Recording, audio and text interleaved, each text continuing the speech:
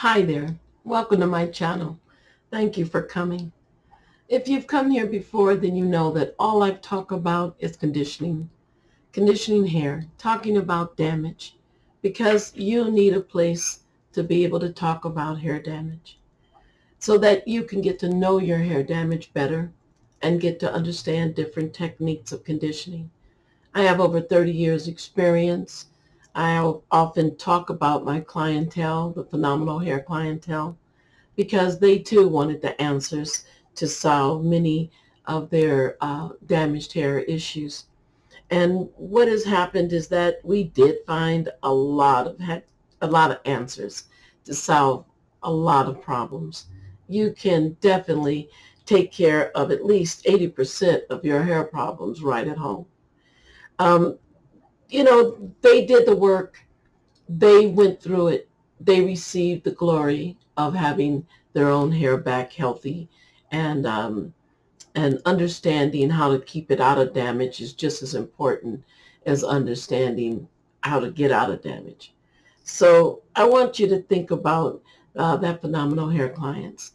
They have inspired me to keep continuing the research, and hopefully you can benefit from my experience of specializing in damaged hair. Maybe you can become a phenomenal hair client and take your hair to the next level of wellness. I hope to bring peace and a peace of mind between you and your hair problems. Maybe if we can do that, then this channel has been successful. Thank you so much for continuing your hair education. Excuse me. I want to thank you for sending your email questions, your hair questions, to my email, ditahair911 at gmail.com. I really appreciate all the email questions. I want to try to get to them before the end of the year, clear them all up before the end of the year.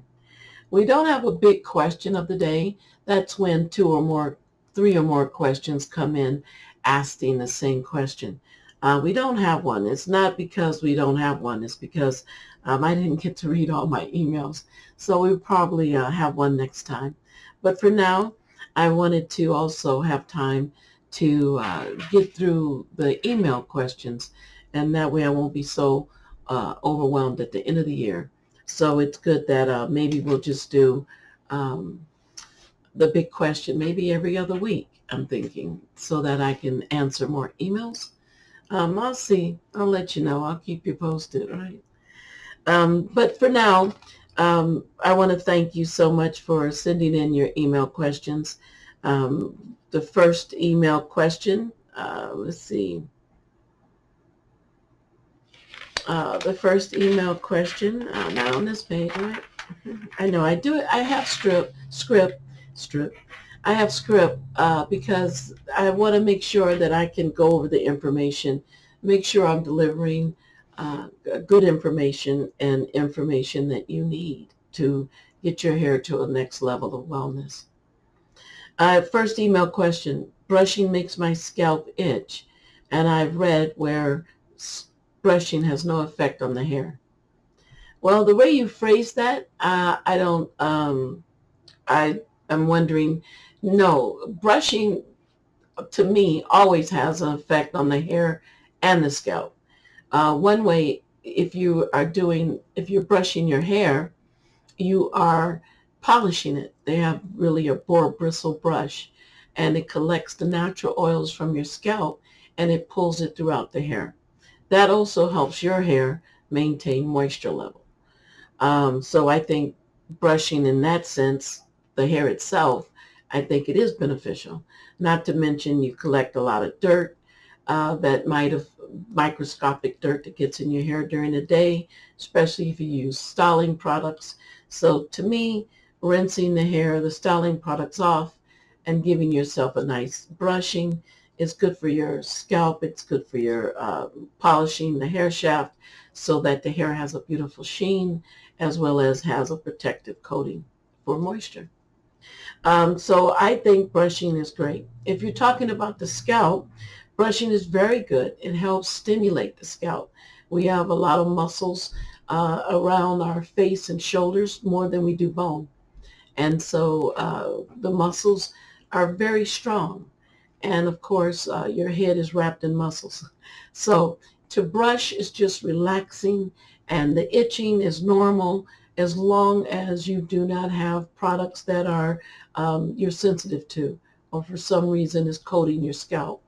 As long as your products are not aggravating, or you're not sensitive to the product, maybe it's the scent you might be allergic to. But as long as the itching you feel is a normal, healthy itch, then I don't think that's a problem at all. Stimulating the scalp and relaxing the muscles often have a side effect of itching. So I don't think that's a problem. But it should be a healthy itch where you're not getting into a nagging itch where you can't even have a conversation without your hair itching. It should feel better after you brush, and it should stop itching. So check to see if you have something that's irritating your scalp. Maybe one of your products are leaving too much fragrance, or maybe that particular product you're not good with. So check and see about that. And then also check to make sure it's a healthy itch where it's not keeping you up at night. And when you brush and massage, it gets better. So that's how you kind of can tell the difference between the two. Okie dokie. And make sure you're massaging and not being too rough, because sometimes you can irritate your scalp by massaging too hard. So that can also cause, not a side effect of itching. It's not good. So yeah, check those things out, and I think you'll be fine. Contact me if it's not, right? Email question 2, using a deep heat moisturizer, but my hair still feels dry. When it comes, I don't know if your hair is long or short. If you have short hair, moisturizing short hair is harder because, of course, you don't have the layers long enough to protect the other layers. So your ends really have a struggle physically. So we have to look at it from a scientific point of view. If you've already dehydrated the hair, then the hair shaft itself is not, one strand is not smooth anymore. Now it's roughed up.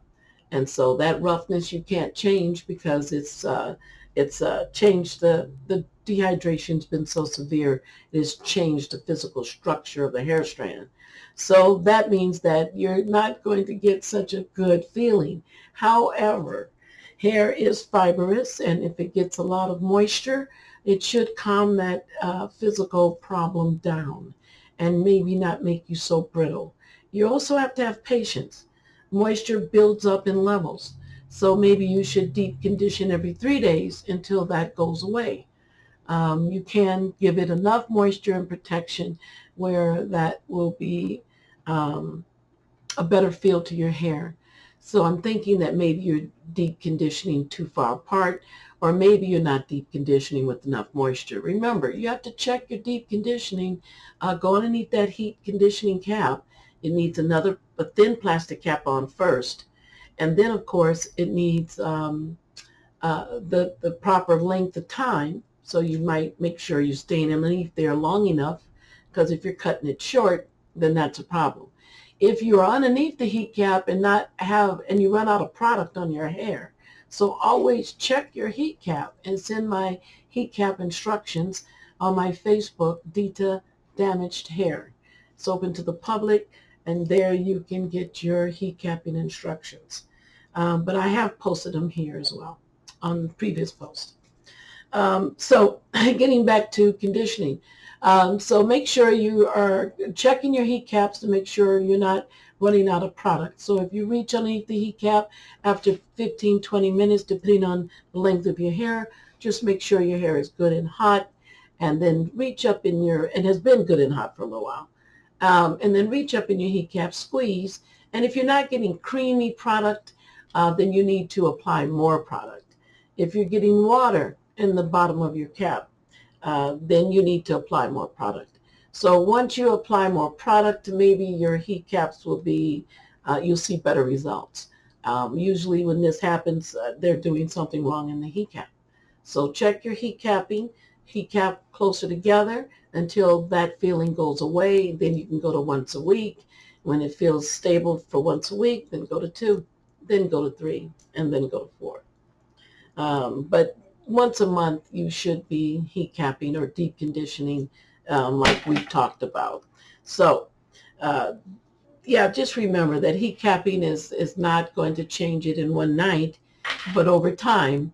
So you give yourself at least a couple of months of building your moisture. And then, of course, make sure your moisture is delivering enough moisture. You might need to check your product as well. All right, third email question. I have been told that she holds her breath too much. I guess the doctor has informed her, or a therapist has informed her that she holds her breath too much. She wants to know if this condition over time can hurt your hair. Yes. Anytime you have any body issues, over time, it can affect your hair in a very subtle way, though. Um, it's not going to make your hair more dry. However, it could make it break or stress. When you hold your breath, your body blood pressure may go up. And so that's not good for your hair. Remember, hair formulates in the bloodstream. So we want to make sure our blood pressure is great, and we want to make sure our body's happy. So having us dehydrated, or should we say hydrated, not dehydrated, making sure we don't become dehydrated. And then, of course, making sure we have nice, peaceful breathing, because that just keeps a nice, stressless body. I think whenever you stress your body out, it could stress your hair out. Some people don't. I know a lady at church, and I asked her every time, what is her secret? Her hair, and I've known her for years. I've gone to the church for over 15 years. Her hair has never changed. I don't see any breakage. The hair color doesn't change. The curl is the same. And I just think it's amazing, because my hair gets on my nerve and I put it up. Like, I go, put it up. I'm not messing with it today. But she always wears it down. She has very long hair. It's just amazing. I would love to know her hair problems, if she has any. Fourth email. I am 25 years old. I am a male, and I'm losing my hairline. Guys, hairline is very typical of especially male hairline loss.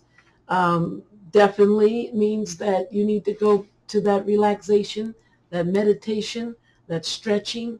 You need to massage. Remember, we talked about massaging your head with the towel, and then massage over the towel just to make sure it's not too much pressure. There are body massagers, though, that will massage head to toe. So you need to look into that. And just, maybe in your temples, because you're losing your hairline. It makes me feel as if something is stressful in your neck, shoulders, or in your spinal cord. So try to, relieve that. If you're sitting too long at the computer desk and you're not measured properly, where you're sitting at a good angle and you're stressing your neck and shoulders out, that can take your hairline out. It could also be that you need to condition your hairline separately, making sure you're getting the conditioners, because the hairline and the top of the hair, of course, loses conditioning but faster. So I would protect my hair from the sun, and then, of course, with some UV hats, and then I would go on to moisturize and condition, and then, of course, massage. So let me know how that works out. Definitely, male hairline loss is usually due to your strong shoulders. So, yeah, so get back into relaxing those shoulders, giving them a little heat pad at night, making sure neck, shoulders go to sleep with you. If you have eye problems, you can always check for eye problems. That's another reason why the hairline could be stressed and, might fall out. So those are the email questions. We always got to the nice hair facts. I love hair facts. Something that you can put in your hair folder so that you can remember some hair things, hair notes that will help you condition better as you condition your hair. Today we're going to talk about moisture, building up moisture. And we just had a little conversation about that. When we're building moisture, when people tell me, oh, I tingle, or my hair color loses out faster. Remember, moisture has to be built.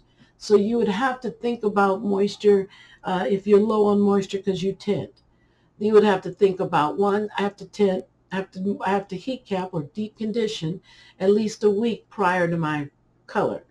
And of course, then you have to build the moisture. So if you're very dry and you're missing your deep conditioning, let's say you skipped a month or 2 months, then you might want to say, well, you know what? I think I'm going to condition, 3 weeks and then 2 weeks. So you're giving yourself two conditioners prior to your color. So you got to think about building moisture and then, of course, putting it back when you take it out. Moisture is always a problem because people have moisture and protein are both important, but people generally have so low of moisture that eventually it affects their protein. And you need both for the hair to respond and to style properly. Your scalp is another issue. Exercising your scalp, keeping those natural oils by not shampooing too often, that's healthy for your scalp. It needs the natural oils there, just like your skin needs the natural oils that it has. So we want to protect that natural oil, and we definitely want to keep the moisture level up so that we don't deplete the natural oil as well as the natural moisture. So, when people talk about, oh, I use oil in my hair and that's a moisturizer. Well, no, it's a humectant. It's an emollient. And what it does is it kind of encases the hair shaft, and whatever moisture's in the hair itself, um, the oils help not lose more. Does that make any sense? However, it does not really deliver moisture, water-loving molecules. And once you get so low on moisture, then you need water-loving molecules, and you don't need them on top of your hair. You need to deep condition with heat to get them in deeper inside the hair shaft. Remember the cuticle layers. You have 10 to 17, depending on nationality. And those layers are like a roof, strong protein. So you can't get much in them unless you get enough heat in there, and an insulated heat, not just a hair dryer heat. That keeps it deeper and deeper into the cuticle.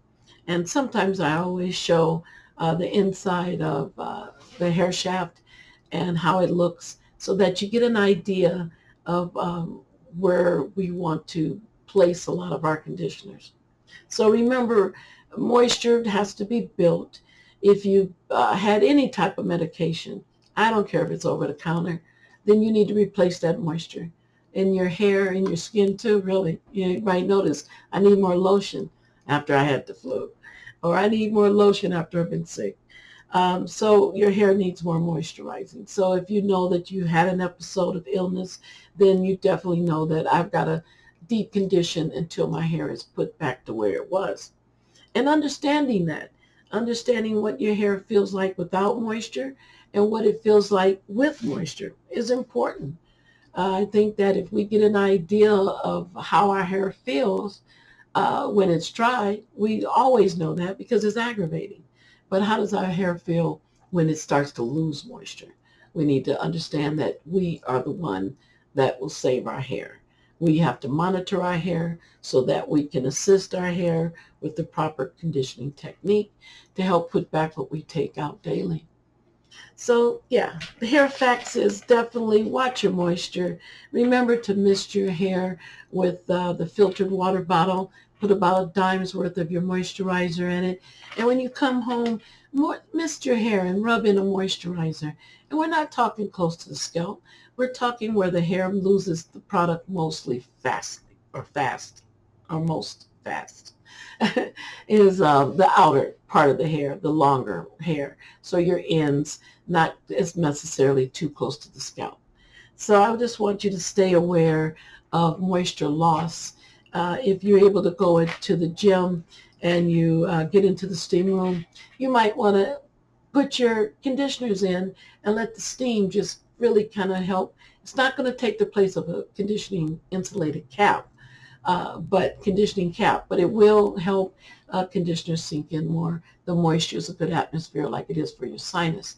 So that's a good tip. Now, of course, you have to rinse your hair before you get in the pool, but it really helps the hair prior to getting into the pool because it sinks the conditioner in, and the hair is not so readily to accept all the bad stuff that's in the chlorine water, all the chemicals, right? So remember that moisture you build over time, you put back over time. Try to put it back daily with many conditioners, rinsing your hair at night, rubbing your conditioners in, your moisturizer in, and then, of course, going to sleep. Uh, it's fine. It's not stressful to use a ponytail, especially if you use scrunchie or covered rubber band. That's fine, as long as it's got a cover over it or material over the rubber band. But loosely tie it, and then that way you're not uncomfortable sleeping. But you can always add in moisture. You don't have to just wait for the deep heat conditioning. Moisture is something that you build and not something that you just do one time and is set. You'll have to build it up next month because we constantly, especially in Colorado, who have a dry climate, we definitely have to put back our moisture. However, if you're in a moisturizing climate, you still need moisture, okay? So don't think you don't. Now, if it makes your hair feel heavy, then do your moisturizers at night because you're living in a moisturizing climate. It might react and make your hair feel all soft and limp. So do it at night or do it on the weekends when you are not prepared to style your hair. That way you won't have any conflict. I want to thank you so much for staying. I want to thank you for coming and sending me the emails. That is really helpful. I think that we can get you closer to your hair damage and understanding your hair damage and then understanding what your hair is when it's well. I think that's important. We live with damage so much. When do we know when our hair is well? And how long do we live with well hair? Are we lucky enough to live with it? Like the lady I mentioned from church, her hair hasn't changed in over 10 or 15 years. And I wonder, wow, I know she's probably been sick in that time, but her hair didn't show it. So are we lucky to have that type of hair, or do we have hair that needs a little bit more attention? As I call it, high maintenance hair. Please push the like button and leave a comment. Please leave a comment. I appreciate the emails, but the comments shows YouTube that somebody is reading my post. I would like to leave you with this. Remember, you can take control of your damaged hair. You don't have to sit at home and suffer. There's many things that you can be proactive about. And the things that you have to, stand, for instance, hair is going to get sick. It's part of life, okay? But we just need to know how to get it back on track once that happens. So thank you so much again for coming. I want to thank you for sharing your information with me. Now, I want you to go have a good hair day. I appreciate you.